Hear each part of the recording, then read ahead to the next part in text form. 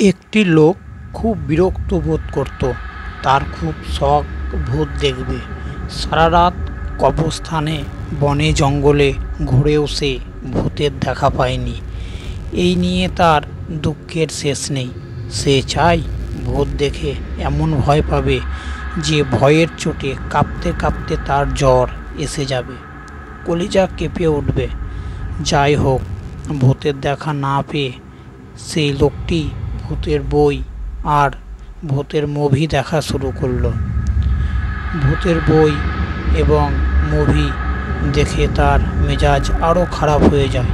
প্রচণ্ড ভূতের বই আর মুভি দেখে তার হাসি পায়। লোকটির বাসার সামনেই একটা কবরস্থান। একদিন রাতে ভূতের মুভি দেখে তার মেজাজ খুব খারাপ হলো। মেজাজ খারাপ ঠিক করার জন্য সে কবরস্থানে গেল। চিৎকার করে বলল, হে ভূত, আমাকে দেখা দাও।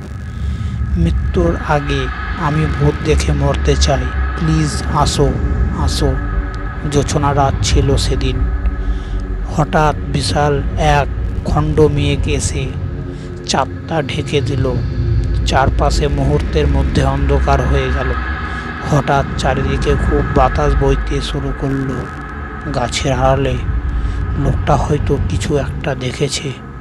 তারপর সে ভয়ে আতঙ্কে লোকটির মৃত্যু হয়।